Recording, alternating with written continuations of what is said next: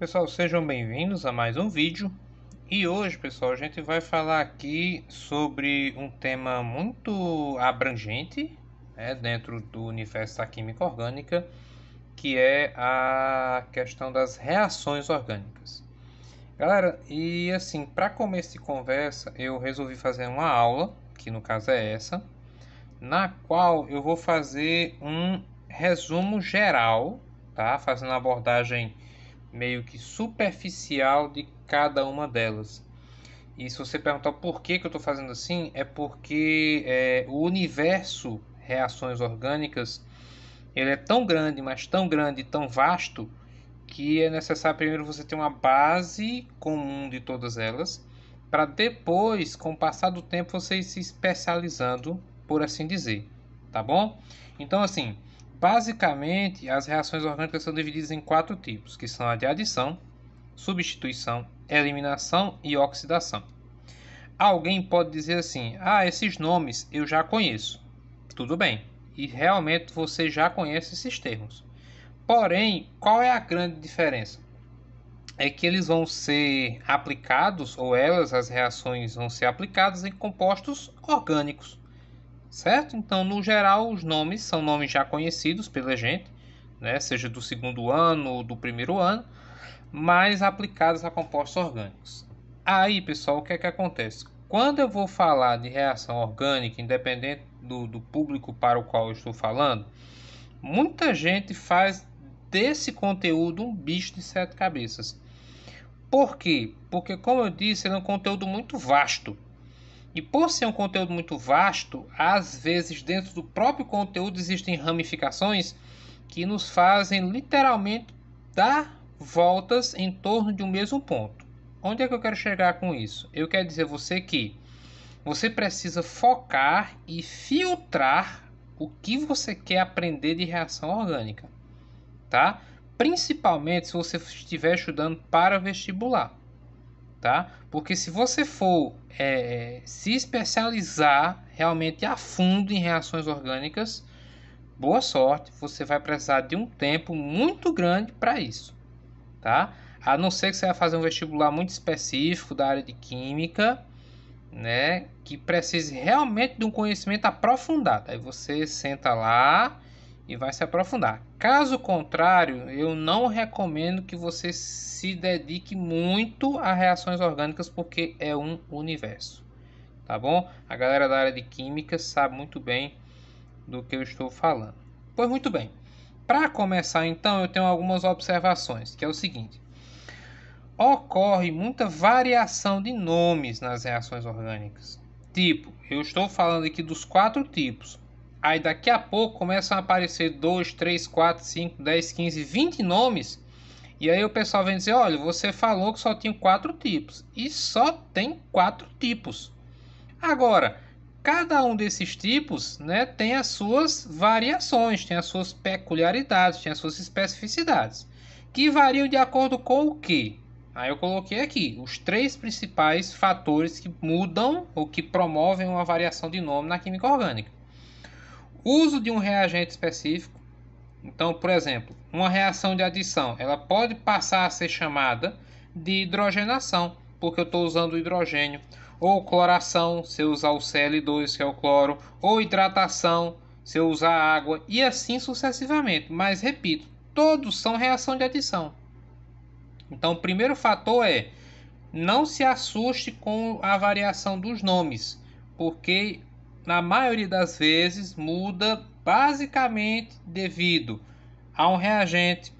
Pode mudar em relação ou quando ocorre homenagem ao pesquisador que descobriu, tipo reação de Sabatier, Grignard, Hertz, Kolbe, Dumas.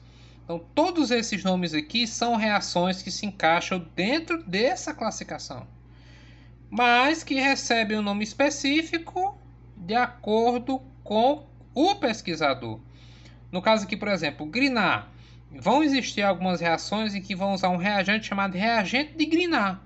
Então, por usar esse reagente em específico, a reação recebe o nome do pesquisador. Mas, novamente, ela se encaixa dentro de uma reação de quê? De substituição. Então não se assuste com a variação dos nomes. Sempre vai recair um desses 4 grupos ou dessas 4 categorias, tá bom? E por último, pode haver também uma variação de acordo com o produto daquela reação. Por exemplo, reação de saponificação é a reação de produção do sabão, certo? Reação de esterificação é uma reação na qual eu vou produzir um éster como produto. E novamente, não tem nada de extraordinário nisso. É apenas uma variação de nome de acordo com uma certa especificidade. Tá bom? Então já estou avisando que essa mudança, esses nomes mudam muito e recebem toda essa variação basicamente por conta dessas 3 categorias aqui, tá? Esses 3 pontos que eu mencionei. E por último, uma observação também pertinente, eu quero falar aqui antes de começar a abordar cada reação propriamente dita, é que eu preciso definir no que eu vou focar. Ou eu vou focar em achar o produto principal da reação, ou eu vou focar no mecanismo da reação. Paulo, o que é o mecanismo da reação? Seria o passo a passo. Quebrou uma ligação aqui, veio o grupo tal, refez a ligação, o grupo tal veio para lá, saiu o grupo tal. É o detalhamento de cada processo. E aí, repito, vai do gosto e da necessidade de cada um. Por exemplo, para o Enem, estudar mecanismos de reação é de suma importância? Não, não é de suma importância. Tá? É importante você conhecer o básico, mas, repito, se aprofundar nisso. Agora, quando você pega uma prova, por exemplo, de um vestibular específico para medicina ou para a área da saúde, uma coisa assim que exige de uma faculdade, que exige mais química do que um Enem, por exemplo, que é uma prova mais democrática, por assim dizer, aí sim, aí você precisa olhar o que? O edital do vestibular que você está fazendo para verificar se você precisa simplesmente saber o que é o produto final e ponto, ou se você tem que se dedicar também ao mecanismo da reação. Certo, pessoal? Então, feitas essas ponderações para evitar o susto, né, o impacto, vamos começar então. Então, bora lá. Ó, o primeiro grupo são as reações de adição. Então, basicamente, o que é que acontece numa reação de adição? Vai acontecer a quebra de uma ligação quando eu adiciono um determinado reagente. Como nós podemos ver aqui, por exemplo, né, na reação número 1, chamada de quê? De hidrogenação.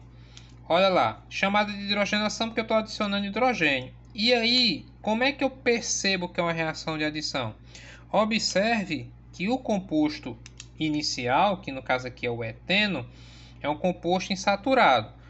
Diga-se de passagem, é onde acontece a maior parte das reações de adição. São em compostos que têm insaturações, tá? Porém, vou deixar logo claro aqui para não esquecer, passar batido, elas podem sim acontecer em compostos como os ciclanos e os ciclenos. E aí o pessoal pergunta assim, Paulo, e no caso dos aromáticos, também pode acontecer reação de adição? Olha, poder até pode, mas não é a praia deles, tá? Os aromáticos vão se dedicar mais ou vão interagir com mais frequência nas reações de substituição devido à questão do deslocamento dos pares de elétrons no anel aromático. Tá bom? Então, olha, observe só como é simples o processo, não tem segredo. Eu tenho aqui o eteno, que tem uma ligação dupla. O hidrogênio. O que é que vai acontecer aqui? Vai acontecer uma quebra da ligação. Certo? Por sinal, como esses dois grupos são iguais, isso aqui é chamado de cisão homolítica. Vou até botar o nomezinho aqui, cisão homolítica. Por que homolítica? Porque as duas partes saem com a mesma carga, o mesmo sinal de carga, tá bom? Então o que é que acontece? Quando essa ligação se desfez, era uma ligação dupla, passou a ser ligação simples, abriu um espaço em cada carbono. Espaço esse que foi, preenchido pelos hidrogênios, certo? Então isso é uma reação de adição. Eu vou adicionar um grupo ao meu composto orgânico, certo? No caso aqui eu estou fazendo uma hidrogenação, porque eu estou mexendo com hidrogênio, de um alceno, produzindo um alcano. Beleza? Vamos aqui para o exemplo 2. No exemplo 2, olha só, já mudou o nome. É uma halogenação, porque eu estou adicionando halogênios. No caso aqui, se eu quisesse ser mais específico ainda, eu poderia chamar isso aqui de cloração. Por que uma cloração? Porque eu estou adicionando cloro. E o processo é exatamente o mesmo. Há uma quebra da ligação e posteriormente os átomos do meu reagente são adicionados. Então, novamente eu tenho uma reação na qual eu uso um alceno para produzir um haleto orgânico. E por último, temos aqui uma reação de hidratação. Hidratação me leva a pensar que eu vou adicionar água. De novo, olha, 3 nomes diferentes, já que eu mostrei para a reação de adição. O que acontece aqui? Exatamente o mesmo processo, só que nesse caso aqui, pessoal, olha o que essa cisão aqui já não é uma cisão homolítica. Eu vou dizer que isso aqui é uma cisão heterolítica.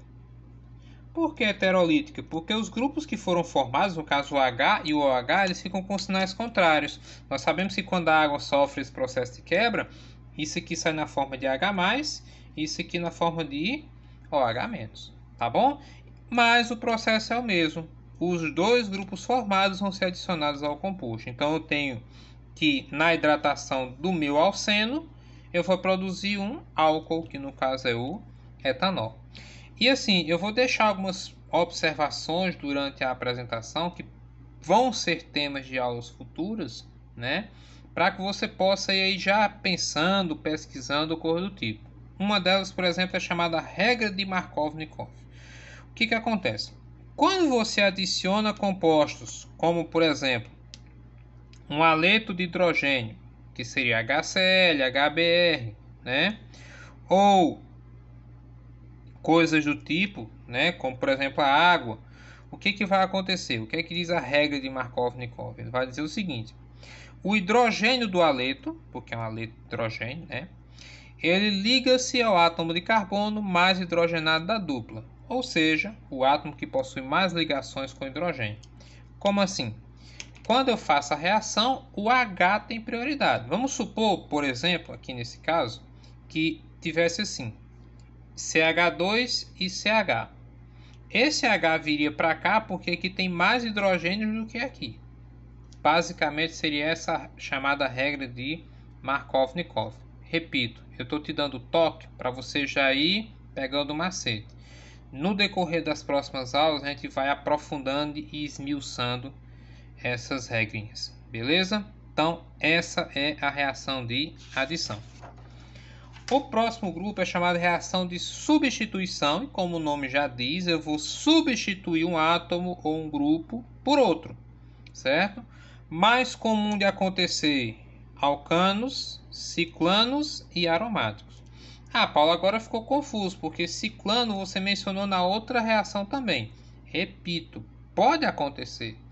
Agora, existe a reação na qual o composto se envolve mais naturalmente. Então, aqui, quais são os grupos que reagem com mais facilidade?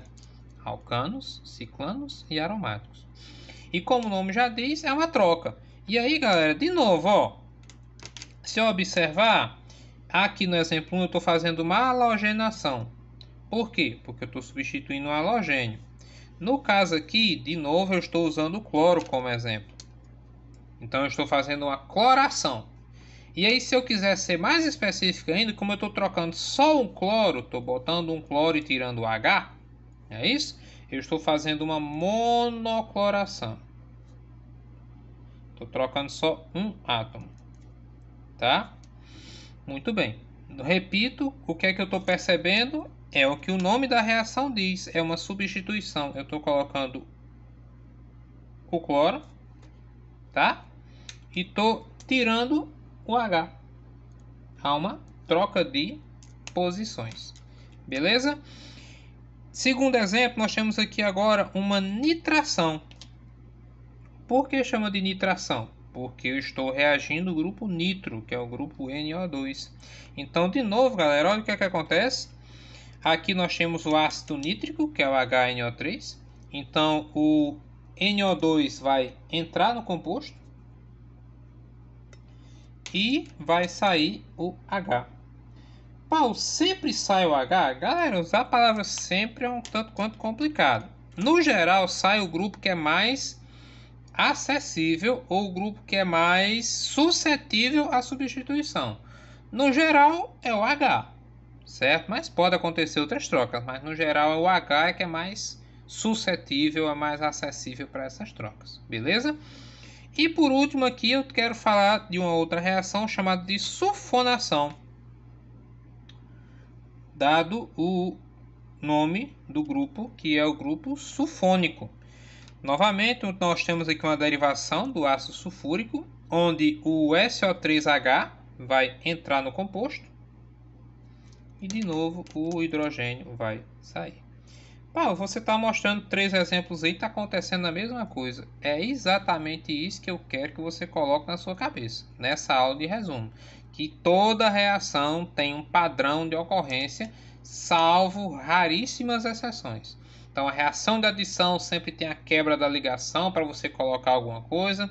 A de substituição, o nome já está dizendo, eu vou trocar uma coisa pela outra, tá? E os nomes variam basicamente por quê? Porque eu troco o reagente, porque eu uso o nome de um cientista, de um pesquisador e coisa do gênero, tá? As observações que eu faço aqui são as seguintes. Existem algumas reações de substituição muito famosas e eu recomendo que você possa já buscar estudar a respeito delas, que são, por exemplo, a alquilação de Fidelkraft e a acilação de Fidelkraft, são famosíssimas para provas de vestibular, tá? E também os termos substituição eletrofílica e nucleofílica, tá bom? Repito, não tem bicho de 7 cabeças em nenhuma das três. Vai acontecer exatamente como eu te mostrei. Porém, dentro de um contexto diferente de quê? Um reagente diferente, tá? E uma outra observação é que os compostos aromáticos, né, geralmente eles têm um comportamento especial, mediante a presença do que nós chamamos de grupos dirigentes ou grupos orientadores, ortopara e metadirigentes. Tema também para uma aula tranquila isso aqui. Todos esses tópicos de observação, pessoal, se trabalhados individualmente, é conteúdo para um vídeo inteiro. Por isso que eu estou fazendo a menção para a galera que, repito, sabe que vai precisar de reação orgânica, começa a dar uma busca, vai se informando enquanto essas nossas aulas não chegam, tá certo? Muito bem. Próximo passo, próximo tópico, reações de eliminação. Como o nome já diz, eu vou retirar alguma coisa. E a melhor forma de você entender isso aqui é isso aqui, ó. Essa reação é a contrária à reação de adição. Então, tudo que a gente fez, pessoal, na reação de adição, você desfaz aqui. É tudo ao contrário. Até os nomes. Ó, vou até deixar aqui em paralelo. Olha só para a gente ver um exemplo. Olha a reação de eliminação. Uma desidrogenação. Eu estou retirando hidrogênio. Tinha ligação simples, ficou ligação dupla. Olha aqui, hidrogenação. Era o quê? Eu tinha ligação dupla, estou botando hidrogênio para ficar ligação simples. Compara essa reação com essa. Uma é o inverso da outra. Exatamente o inverso, o contrário da outra. Então, se você entendeu a reação de adição, é só você inverter. Desfaz o processo e tu chega na reação de eliminação. Tá bom? Que mais? Aqui, ó, nós temos uma desalogenação. Mesma coisa, ó, tinha ligação simples. Vou tirar o Br, que é um halogênio, e formar aqui a ligação dupla. Aqui, uma eliminação de um halogenohidreto. Mesmo processo também, tinha ligação simples, tirei os dois grupos para formar. E eu quero focar aqui nesse caso na reação de eliminação da água ou na desidratação. Por quê? Porque em especial, primeiro, desidratação, estou tirando água. Mas em especial, essa reação aqui pode acontecer em duas perspectivas. A intramolecular e a intermolecular. Qual a diferença? Essa daqui, pessoal, acontece dentro da molécula. tipo esse exemplo que eu estou colocando aqui. Eu peguei a molécula e dessa molécula eu tirei uma molécula de água. Quando é intermolecular, significa entre moléculas. Ou seja, eu pegaria duas moléculas desse composto e a partir dessas duas eu tiraria uma molécula de água, certo? Só chamar a atenção para esse pequeno detalhe, tá bom? E por último, nós temos aqui as reações de oxidação, certo? Que, como nós já conhecemos lá do segundo ano de pilhas de eletroquímica, são reações também denominadas de oxirredução, que ocorre quando o quê? Alguém ganha ou perde elétrons. Então não são nomes desconhecidos, como eu falei lá no começo do vídeo, né? Então o que é que acontece? Existem alguns grupos. Existem as oxidações enérgicas, né? Existe a oxidação de um composto em específico, sem falar nas outras variações de oxidação, como as combustões completa e incompleta. Então, assim, se os tópicos anteriores, pessoal, já são muito pano para manga de um vídeo só, reação de oxidação é coisa para 2, 3 vídeos. Paulo, mas como é que eu posso identificar, por exemplo, uma reação de oxidação? Olha aqui, ó. Presença do que eles chamam de oxigênio nascente. Vou ter como reagente principal o oxigênio. Tá bom? Então, repito, aqui é uma abordagem superficial, inicial, introdutória, só para a gente ter uma noçãozinha de cada um, tá? Os outros principais tipos de oxidação que eu mencionei, né? Além da enérgica, do álcool, é a oxidação branda e a ozonólise, que é a reação do ozônio seguido de uma hidrólise, né, com a água. E o outro ponto que eu quero destacar aqui é que, repito, antes de você começar a se desesperar, lembre do conceito. Se nós temos uma reação de oxidação, alguém ganhou, alguém perdeu. Então, em paralelo a ela, ocorre uma reação de redução. Então, por exemplo, vamos pegar aqui o caso da oxidação do álcool primário, né? Partindo de um álcool primário, no caso aqui o etanol, eu produzi o ácido etanóico, tá vendo? Por uma oxidação. Se eu pegar o ácido etanóico e fizer uma redução, eu vou obter o etanol de volta. É a reação contrária, certo? Então lembre-se disso, reações de oxidação são o contrário de uma reação de redução, certo, pessoal? Então, assim, no mais, eu quero agradecer a atenção de vocês, pedir que você mais uma vez avalie esse vídeo. Algumas pessoas que estão assistindo os vídeos ainda não estão inscritas no canal, fica a seu critério se você quer se inscrever ou não. Se você quiser se inscrever, se inscreve, deixa aí o gostei no vídeo se você realmente gostou. Se não gostou, deixa no comentário o porquê que você não gostou, para a gente poder melhorar. E nas próximas aulas a gente vai começar a esmiuçar cada um desses tópicos de uma forma mais tranquila. Aqui, como eu disse, foi uma apresentação geral para você abrir a sua mente, para você abrir sua cabeça. Tá certo? Então, obrigado mais uma vez e até a próxima, se Deus quiser.